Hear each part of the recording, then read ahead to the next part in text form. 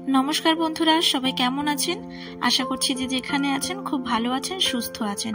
আমি দীপা আপনাদের সকলকে আন্দামান দ্বীপবাসী চ্যানেলে অনেক অনেক স্বাগত জানাচ্ছি।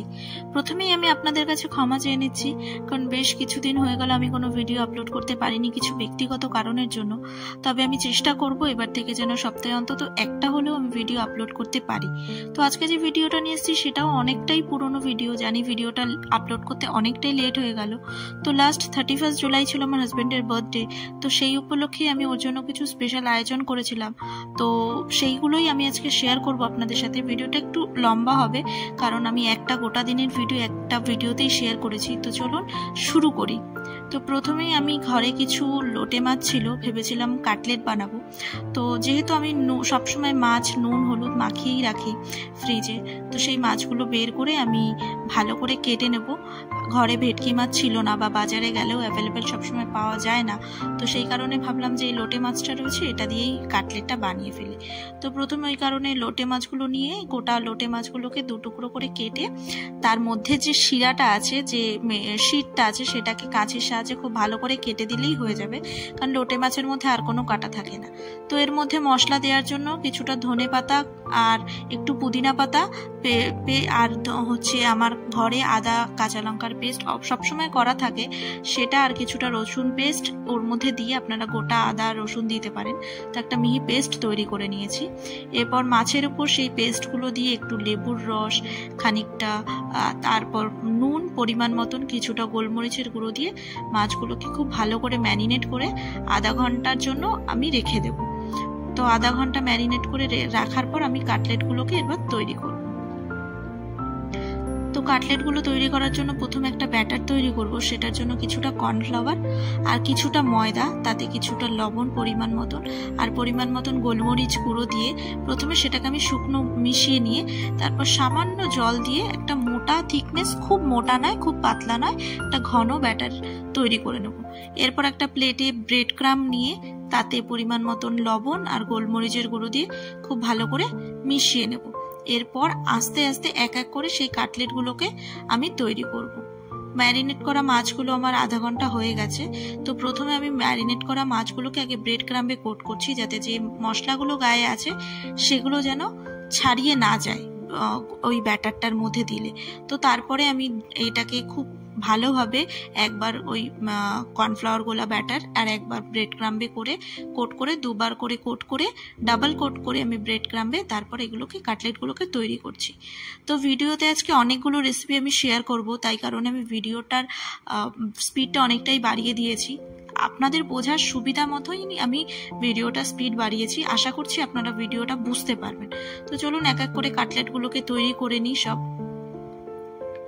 তো এই যে কাটলেটগুলো আমার তৈরি করা হয়ে গেছে, এগুলোকে একটা এয়ারটাইট কন্টেনারে করে আপনারা মোটামুটি 15 দিন 20 দিন মতন ডিপ ফ্রিজে রেখে ইউজ করতে পারেন সেটাকে। এরপরে আমি বানাবো গোলাপ জামুন। এই যে দেখতে পাচ্ছেন গোলাপ জামুনের প্যাকেট, এইটা না আন্দামানে এই প্যাকেটটা আমি এখানে এসে দেখেছি, এটা এই আইচি কোম্পানি কিছু একটা। তো এই গোলাপ জামুনের প্যাকেটটা দিয়েই গোলাপ জামুন তৈরি করা যায়। তো এটার একটা প্যাকেটের সাথে একটা free, buy one get one free. এটা 175 গ্রামের দাম 145, মানে 145 টাকায় আপনি দুটো প্যাকেট পেয়ে যাবেন। তো এরকম দুটো প্যাকেট নিয়ে এসে আমি এই দেখুন ব্যাটারটা, যে পাউডারটা রয়েছে সেটাকে আমি একটা বোলে ঢেলে নিয়েছি। এটাতে কিছু মিক্সড করার কোনো প্রয়োজনই নেই, এটার মধ্যে একদম সবকিছু রয়েছে, একদমই সবকিছু মেলানো রয়েছে। দেখুন আমরা ময়াম দিলে যেরকম হাতে নিলে ডেলা পেকে যায়, সেরকম অলরেডি হয়ে রয়েছে। তো এটাকে আমি অল্প অল্প জল দিয়ে আটা যেভাবে মাখে সেরকম ভাবে একটা ডো তৈরি করে নেব। খুব শক্তও না খুব নরমও না, আপনারা বুঝতে পারবেন এটার গাটা খুব ফিনিশিং হবে না। তবে দেখুন আমার হাত দেখে বুঝতে পারছেন কতটা তেল বেরিয়েছে হাতে, অলরেডি এতে সবকিছু দেয়া থাকে, সেই কারণেই আমার হাত থেকে এতটা তেল, মানে বোঝা যাচ্ছে তেল। তো এটা মেখে আমি আধা ঘন্টা এটাকে রেস্ট করতে রাখবো, তারপরে আমি গোলাপ জামুনগুলোকে তৈরি করব। তো আধা ঘন্টা রেস্ট হয়ে গেছে ডোটা। এবার আমি ডোটা থেকে কিছুটা করে করে নিয়ে আমি হাতের সাহায্যে গোল গোল করে গোলাপ জামুনগুলো তৈরি করে নেব। তো এই গোলাপ জামুনগুলো খুব ভালো করে হাতের সাহায্যে গোল করে নিতে হবে, কারণ এটা দেখতে হবে যে গোল করার সময় যেন গায়ে কোনো ক্র্যাক দাগ না থাকে, তাহলে সেটা ভাজার সময় কিন্তু ফেটে যাবে, তখন কিন্তু মোটেই সেটা ভালো লাগবে না। তো আমি এক এক করে সব গোলাপ জামুনগুলো তৈরি করে নেব।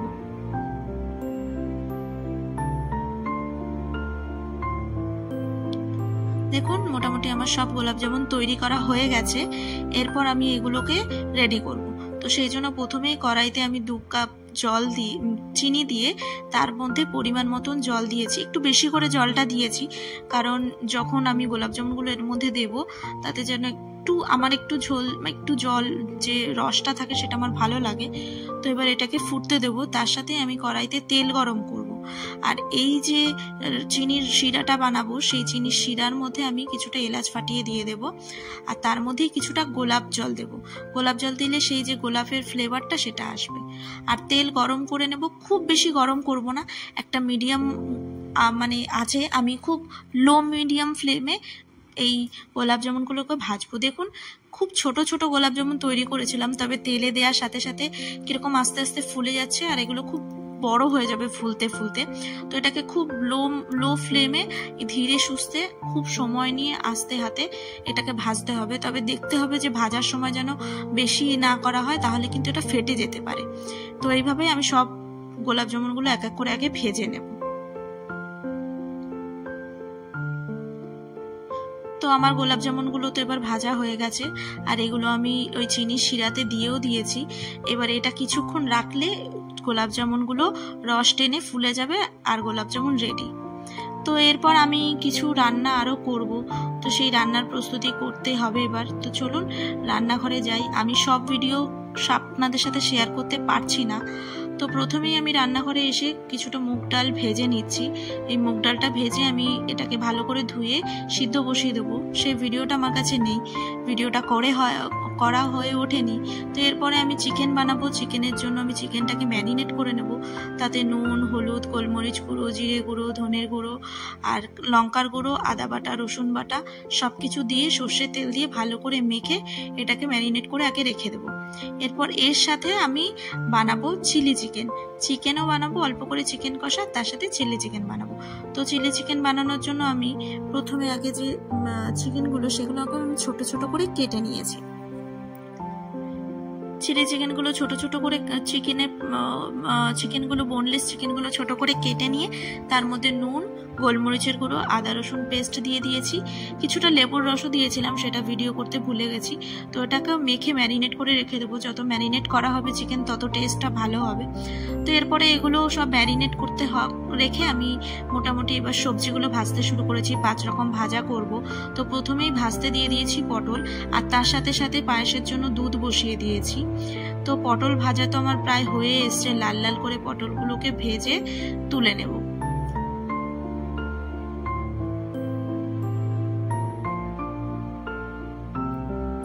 পটল ভাজা হয়ে গেছে। এরপর গোল গোল করে আলু আমি কেটে নিয়েছি, সেগুলো আমি ভেজে নেব এক এক করে।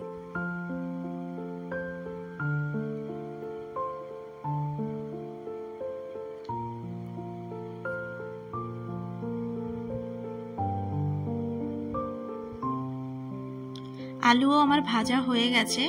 এরপর আমি এর মধ্যে কিছু করলা গোল গোল করে কেটে রেখেছিলাম, মানে উচ্ছে, সেগুলো আমি ভেজে নেব। এই উচ্ছেটা জানেন তো, আমার ব্যালকানিতে কিছু পটে আমি গাছ বসিয়েছিলাম, তারতেই একটা উচ্ছে গাছ হয়েছিল, সেই গাছেরই উচ্ছে এটা।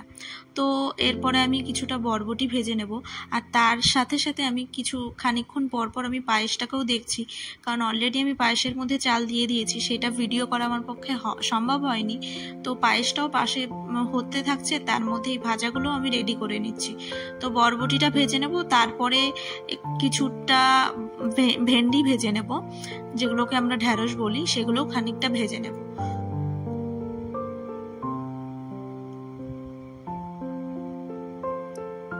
তো বরবটি তো আমার ভাজা হয়ে গেছে। ভেন্ডিটাও আমি নুন হলুদ মাখিয়ে আগে থেকে রেখেছিলাম, যাতে আর এক্সট্রা করে পরে দিতে না হয়। তো নুন হলুদ মাখানো এই ভেন্ডিটাও আমি খুব ভালো করে লাল লাল করে ভেজে নেব। তো এরই ফাঁকে আমি চাল যে পায়েসটা বসিয়েছি তার মধ্যে খানিকটা এলাচ ফাটিয়ে দিয়ে দিয়েছিলাম। আর এদিকে আমার ভেন্ডি ভাজাটাও হয়ে গেছে। তো ওই তেলে আর খানিকটা তেল দিয়ে কড়াইয়ের মধ্যে আমি এবার মাছগুলোকে ভেজে নেব। কি আমি কাতলা মাছের কালিয়া করব, তো সেই কারণে আমি কিছুটা মাছ ভেজে নিয়েছি। আর তার সাথে মাছের মাথা ছিল একটু, তো সেটাও আমি একসাথেই ভেজে নিচ্ছি। যে ডালটা আমি তৈরি করব আজকে মাছের মাথা দিয়ে মুগ ডাল তৈরি করব, তো মাছগুলো আমি ওই জন্য উল্টে পাল্টে ভালো করে লাল লাল করে ভেজে নিচ্ছি।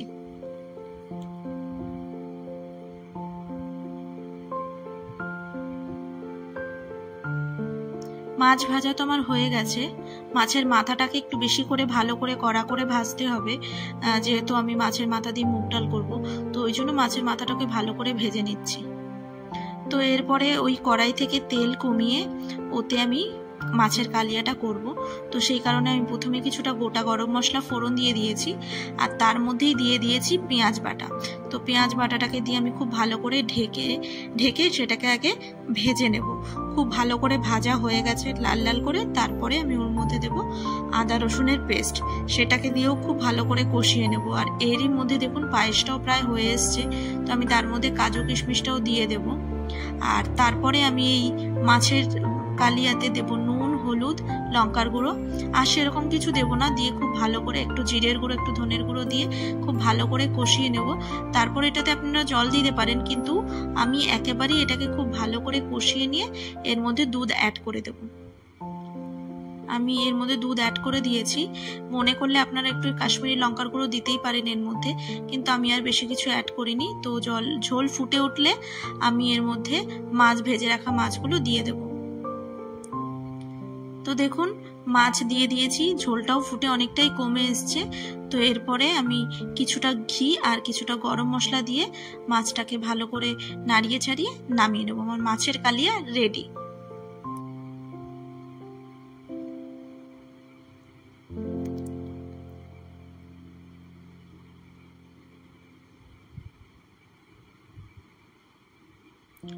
তো এরপর আমি চিকেনটা তৈরি করব, তো সেই কারণে প্রথমেই আমি পেঁয়াজটা ভেজে নিয়েছি। তো তার মধ্যে ডুমো ডুমো করে কেটে রাখা টমেটো দিয়ে দিলাম। টমেটোটা আমি বেশিক্ষণ ভাজবো না, কারণ চিকেনটা কষতে কষতে টমেটোটাও গলে যাবে। তো এর মধ্যে আমি ম্যারিনেট করা চিকেনটা দিয়ে দিলাম, দিয়ে খুব ভালো করে কষাতে থাকবো। এই কষাতে যেহেতু এর মধ্যে সবকিছু দেওয়া রয়েছে, আমার এক্সট্রা করে কিছু দিতে হবে না। আর দেখুন আমি দুটো কড়াই বসিয়ে নিয়েছি। এই চিকেনটাকে অন্য সাইডে সরিয়ে দিয়ে এই দিকে আবার বসিয়েছি। এটাতে আমি আবার তেল দিয়ে নিয়েছি, গরম কড়াইটা খুব ভালো করে গরম করে তেল দিয়ে নিয়েছি। তো তার মধ্যেই আমি গোটা জিরে আর শুকনো লঙ্কা ফোড়ন দিয়ে সেই মাছের মাথাটা, ভেজে রাখা মাছের মাথাটা দিয়ে তাতে নুন, হলুদ, আদা বাটা আর একটু সামান্য জিরে গুঁড়ো দিয়ে আমি খুব ভালো করে কষিয়ে নিয়ে সিদ্ধ করা ডালটা দিয়ে দেবো। তো এটা তো বেশিক্ষণ সময় লাগবে না, ডালটা ফুটে এলেই হয়ে যাবে। তারই মাঝে আমি চিকেনটাকে কষিয়ে নিচ্ছি। দেখুন আমি কিছুটা আলুও টুকরো টুকরো করে কেটে ডুমো ডুমো করে ওর মধ্যে দিয়ে দিয়েছিলাম চিকেনের মধ্যে, তো সেটা আর দেখানো হয়নি। তো আমার ডালটাও প্রায় ফুটে এসছে, ডালটাতে আর বেশি কিছুর প্রয়োজন হবে না। ওইদিকে চিকেনটাও আমার হতে থাকুক, এদিকে ডালটাও হচ্ছে। দেখুন চিকেনটা হয়ে গেছে, তাতে ঘি গরম মশলা দিয়ে দিলাম। এরপর চিকেনটা নামিয়ে নেব।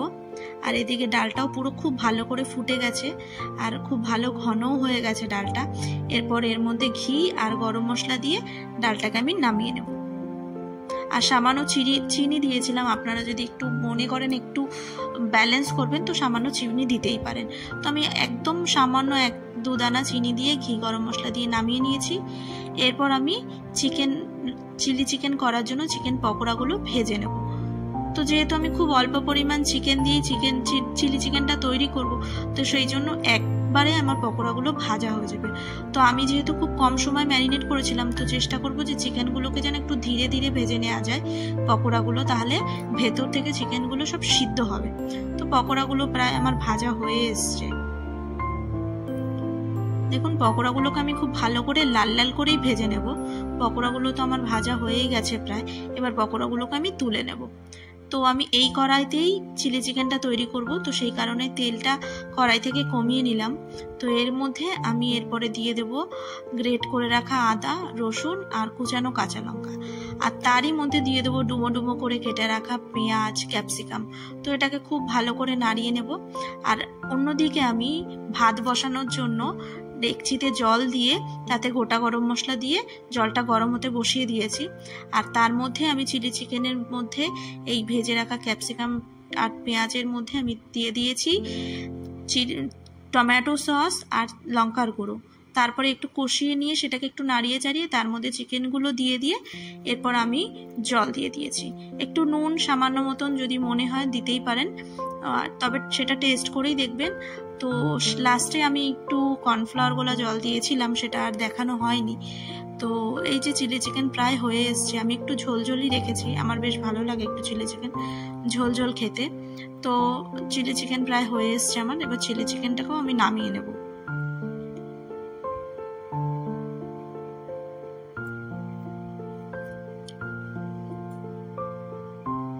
লাস্টে আমি চিলি চিকেনে একটু কালার অ্যাড হওয়ার জন্য একটু কাশ্মীরি লঙ্কার গুঁড়ো দিয়েছিলাম, আপনারা মনে করলে এটা নাও দিতে পারেন। চিলি চিকেন প্রায় হয়ে গেছে, চিলি চিকেন এবার নামিয়ে নেব। আর এই দিকেই আমি ভাত বসানোর জন্য সেই জলটা ফুটে উঠেছে, তার মধ্যে খানিকটা সাদা তেলও দিয়ে দেব।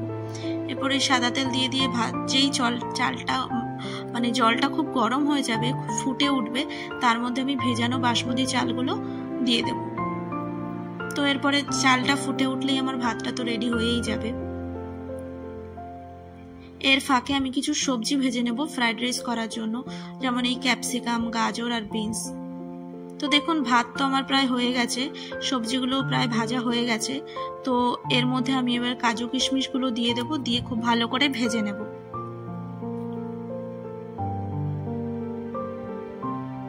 তো আমি একটু বেশি করে ভাত বানিয়েছিলাম, তো সেই ভাত থেকে কিছুটা সাদা ভাত খাওয়ার জন্য তুলে রেখেছি, আর কিছুটা ভাতের মধ্যে আমি ভেজে রাখা সবজিগুলো, কাজু কিশমিশগুলো দিয়ে একটু পরিমাণ মতো নুন আর চিনি আর তার মধ্যে কিছুটা ঘি দিয়ে আমি খুব ভালো করে ফ্রাইড রাইসটাকে মিশিয়ে নেব। মিশিয়ে ঢাকা দিয়ে রেখে দিলে কিছুক্ষণ, ব্যাস রেডি ফ্রাইড রাইস।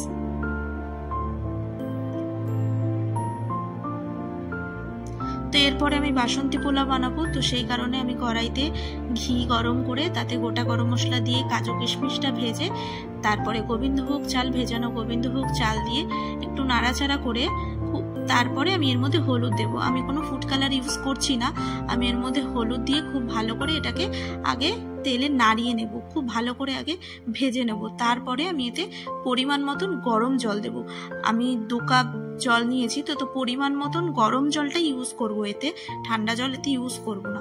তো এটা অপেক্ষা করব হয়ে যাওয়ার জন্য। আর এর মধ্যেই আমি পরিমাণ মতন চিনি, নুন সব অ্যাড করে দেব।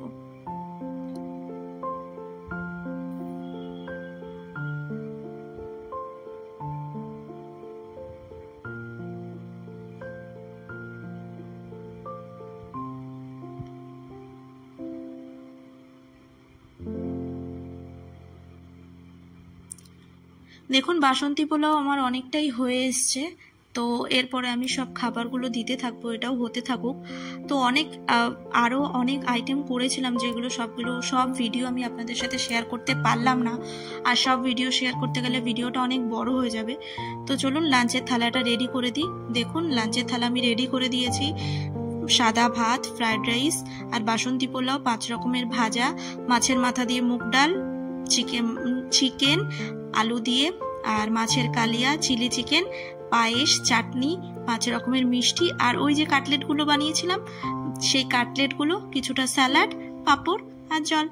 তো দেখুন এত সারপ্রাইজ পেয়ে মুখে এক মুখ হাসি নিয়ে খাবারের সামনে বসে রয়েছে আমার হাজব্যান্ড। এখন সেই খাবারগুলো খেয়ে রিভিউ দেবে।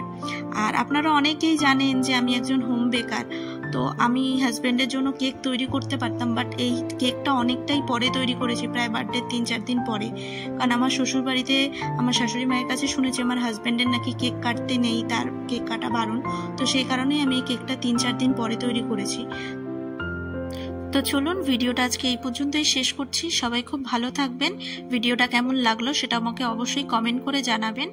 আর যদি ভিডিওটা ভালো লাগে তাহলে অবশ্যই একটা লাইক করবেন। আর এরকমই ভিডিও দেখতে যদি আমার ভিডিওগুলো আপনাদের ভালো লেগে থাকে তাহলে চ্যানেলটা সাবস্ক্রাইব করবেন এরকম নতুন নতুন ভিডিও পাওয়ার জন্য। তো দেখা হবে আপনাদের সাথে খুব শীঘ্রই একটা নতুন ভিডিওর সাথে। ততক্ষণের জন্য সবাই খুব ভালো থাকবেন, সাবধানে থাকবেন। Bye bye.